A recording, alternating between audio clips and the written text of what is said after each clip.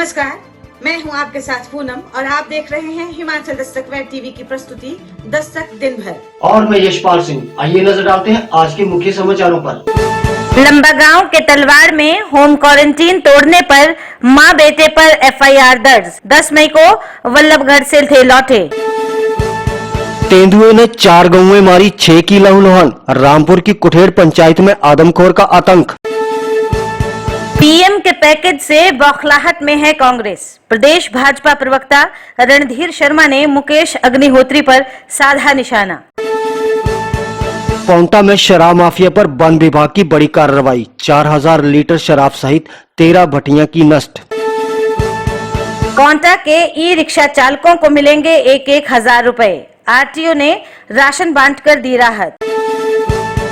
पंडगवाल टिक्कर हत्या मामले में पुलिस ने शक के आधार पर 2 युवक लिए हिरासत में। हिमाचल प्रदेश के विश्वसनीय ज्वेलर भूषण ज्वेलर्स सोलन। और अब समाचार विस्तार से। जयसिंहपुर उपमंडल की तलवाड़ पंचायत में वल्लभगढ़ से आई एक महिला व उसके बेटे के खिलाफ होम क्वारंटीन का उल्लंघन करने पर एफआईआर दर्ज की गई है। बता दें कि ये दोनों 10 मई को वल्लभगढ़ से घर पहुंचे थे। प्रशासन द्वारा इन्हें होम क्वारंटीन किया गया था, लेकिन ये महिला 18 मई को बेटे के साथ अपने मायके खैरा चली गई। थाना प्रभारी रूपलाल ठाकुर ने बताया कि पुलिस ने उक्त महिला और उसके बेटे के विरुद्ध विभिन्न धाराओं के तहत मामला दर्ज करके दोनों को आलमपुर में बनाए गए इंस्टीट्यूशनल क्वारंटीन सेंटर में भेज दिया है।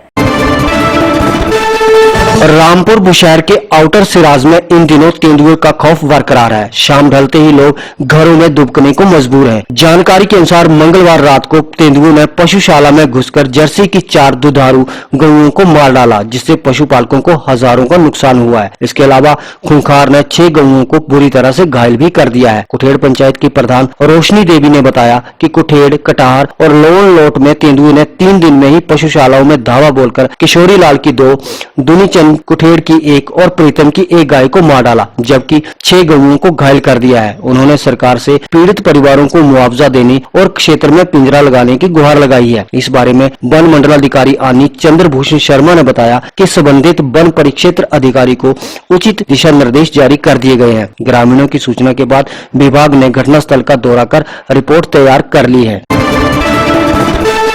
हिमाचल प्रदेश भारतीय जनता पार्टी के प्रदेश प्रवक्ता रणधीर शर्मा ने आरोप लगाया कि कोरोना संकट के इस दौर में केंद्र सरकार द्वारा आत्मनिर्भर भारत अभियान के अंतर्गत दिए 20 लाख करोड़ के आर्थिक पैकेज से कांग्रेस नेता बौखला गए हैं और बौखलाहट में आधारहीन बयानबाजी करने पर उतर आए हैं। उन्होंने कहा कि आज कांग्रेस पार्टी के नेता मुकेश अग्निहोत्री द्वारा आर्थिक पैकेज पर दिए गए बयान से लगता है कि या तो उन्हें पैकेज समझ नहीं आया है या वो जानबूझकर आलोचना करने की अपनी आदत से मजबूर होकर इस ऐतिहासिक पैकेज को आंकड़ों का जाल बता रहे हैं। श्री शर्मा ने कहा कि मुकेश अग्निहोत्री कर्जा देने की बजाय सिर्फ लोगों को नगद राहत देने की जो बात कर रहे हैं, उससे उनकी परेशानी साफ झलकती है।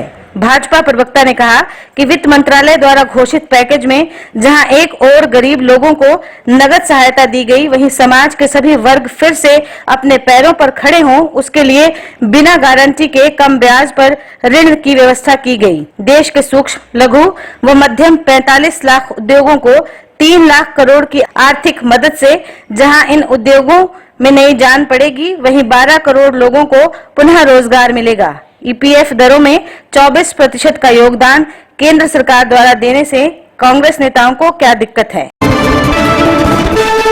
जिला सिरमौर में विभाग ने शराब माफिया पर नकेल कस दी है। इसी के चलते पांवटा वन परिक्षेत्र में खारा के जंगलों में वन विभाग की टीम ने अवैध शराब की कई भट्टियां नष्ट की हैं। जानकारी के अनुसार पांवटा के रेंजर सुप्रभात ठाकुर के नेतृत्व में 7 सदस्यीय टीम ने 13 भट्टियों में रखी लगभग 3800 लीटर लाहन को नष्ट किया। इसके अलावा 200 लीटर लाहन गोजर में भी नष्ट की गई। इस दौरान 26 ड्रम काटकर फेंके गए। डीएफओ कुणाल ने बताया कि वन विभाग द्वारा 15 दिन में ये बड़ी दूसरी कार्रवाई है। शराब माफिया पर ऐसी कार्रवाई आगे भी जारी रहेगी। भुखमरी के कगार पर पहुंच चुके पांवटा साहिब के ई रिक्शा चालक परिवारों की सहायता के लिए परिवहन विभाग आगे आया है। समूचे प्रदेश में परिवहन विभाग के कर्मचारी अपने वेतन से पैसा एकत्रित कर पांवटा ई रिक्शा चालकों की आर्थिक सहायता करेगा। हिमाचल दस्तक ने ई रिक्शा चालकों की समस्या को लेकर खबर लगाई, जिसके बाद बुधवार को आरटीओ नाहन सोना चौहान ने पांवटा में आकर ई रिक्शा चालकों के साथ बैठक की और उनकी समस्याओं को सुना। दरअसल पांवटा साहिब में 150 के करीब ई रिक्शा चालक और इतने ही ऑटो चालक रोजगार न होने की वजह से भुखमरी के कगार पर पहुंच गए हैं। शहर में ई रिक्शा संचालन के माध्यम में प्रदेश सरकार ने अभी फैसला नहीं लिया है। इनकी समस्याओं के समाधान के लिए आरटीओ सिरमौर सोना चौहान ने बैठक की और उनकी समस्याएं सुनी। इस दौरान उन्होंने चालकों द्वारा ई रिक्शा चलाने की परमिशन को लेकर की गई मांग को सरकार को लिखित में भेज दिया है। सोना चौहान ने कहा कि सरकार के निर्देश आने के बाद ही ई रिक्शा सड़क पर चल पाएगी। इस दौरान ई रिक्शा चालकों को राहत के लिए आरटीओ नाहन कार्यालय के कर्मचारियों की मदद से राशन की किटें दी गई हैं और उनकी मदद से ही 1000 रुपए की आर्थिक सहायता जल्द इनको उपलब्ध करवाई जाएगी। अक्षय जी, ऐसा है, अभी कल ही हमें किसी सोशल मीडिया के थ्रू कोई न्यूज़ फ्लैश हुई थी जिसमें ई रिक्शा वालों के ग्रीवेंसेस सामने आए थे। तो बहुत ही उससे प्रतीत हुआ कि इनकी कंडीशन सच में काफ़ी मिजरेबल है। तो उसी का कॉग्निजेंस लेते हुए आज मुझे भी निदेशालय से भी आदेश हुए और हमने भी चाहा है कि हम इसमें इंटरवेन करें। तो आज स्पेसिफिकली हम इसी के लिए पांवटा साहिब में आए हैं। तो इनसे हमने जो जानकारी प्राप्त की है, ऑब्वियसली 3 महीने से, जैसे 2-2.5 महीने से लॉकडाउन चला हुआ है, तो इन लोगों की सिर्फ ये कम्प्लीटली जो डिपेंड हैं वो अपने ई रिक्शा पर ही हैं। तो ई रिक्शा ना चलने की वजह से इन लोगों को काफ़ी नुकसान हुआ है। मॉनेटरीली बिल्कुल भी ये लोग खाली हो गए हैं और घर में छोटी छोटी चीज़ें लाने तक के लिए पैसे नहीं हैं। तो इनकी ये समस्या को मैंने अपने निदेशालय में डिस्कस किया, विभाग से बात की। तो गाड़ियों का अभी प्राइमरी जो इनकी डिमांड है कि इनकी जो है गाड़ियाँ सड़क पे चलनी अलाउ कर दी जाएँ और ये सोशल डिस्टेंसिंग का पूरा ध्यान रखेंगे। लेकिन गाड़ियाँ चले या ना चले उसके लिए तो मैं सक्षम नहीं हूँ उसमें निर्णय लेने के लिए, सरकार ही निर्णय लेगी। और मोस्ट प्रोबेबली शायद 23 तारीख को कैबिनेट की मीटिंग है, जो भी उसमें डिसाइड होगा वो ही इम्प्लीमेंट होगा। लेकिन उससे पहले मीनवाइल जो इन्हें इंटरिम हम लोगों ने रिलीफ देने का एक डिसीजन लिया है। मुझे मेरे निदेशक परिवहन ने आदेश दिए हैं कि अभी फ़िलहाल हम जितने भी ई रिक्शा ऑपरेटर्स हैं, 130 हैं ये लोग यहाँ पांवटा साहिब में, तो इनको एक राशन किट जो है वितरित की जाए, जिसमें बेसिक जो आटा चावल वगैरह है, खाने की चीज़ें हैं, वो प्रोवाइड की जाएंगी। उसके अलावा यदि किसी ने कोई छोटी मोटी चीज़, जैसे इन्होंने हमें बताया कि बच्चों को दूध लेने के लिए पैसे नहीं हैं घर पे या कोई और चीज़ लेने के लिए पैसे नहीं हैं, तो फ़िलहाल अभी हम इन्हें 1-1 हज़ार रुपये की मदद करने जा रहे हैं। और ये जो राशन किट है या इन्हें 1-1 हज़ार रुपये की हम मदद कर रहे हैं, वो विभाग के, पूरे परिवहन विभाग के जितने भी एम्प्लॉयज़ हैं पूरे हिमाचल प्रदेश में, वो अपने पैसों से मदद करेंगे। हम सब फंड इकट्ठा करेंगे क्योंकि सरकार की तरफ से भी हमारे पास ऐसे कोई फंड नहीं है। तो इंटरिम रिलीफ हम इन्हें ये देने जा रहे हैं। उसके बाद जब इनका ऑपरेशन स्टार्ट होगा तो वो गवर्नमेंट के आदेशों पर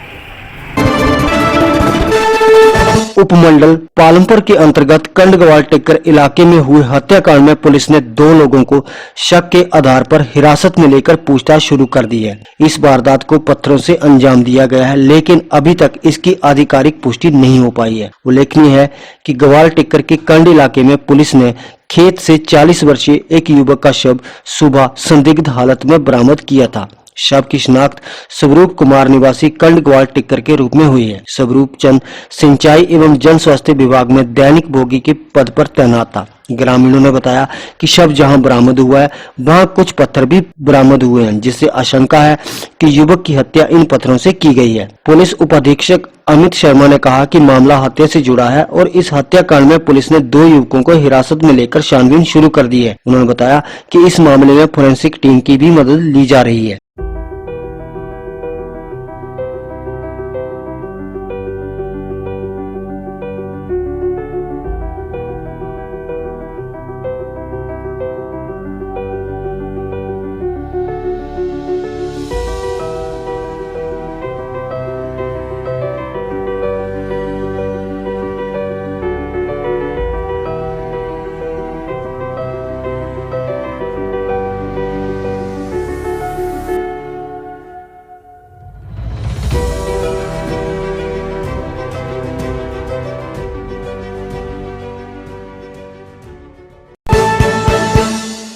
आज के लिए बस इतना ही। घर पर रहें, सुरक्षित रहें। और देखते रहें आपका अपना वेब टीवी हिमाचल दस्तक, दिल से दिमाग तक। शुभ रात्रि।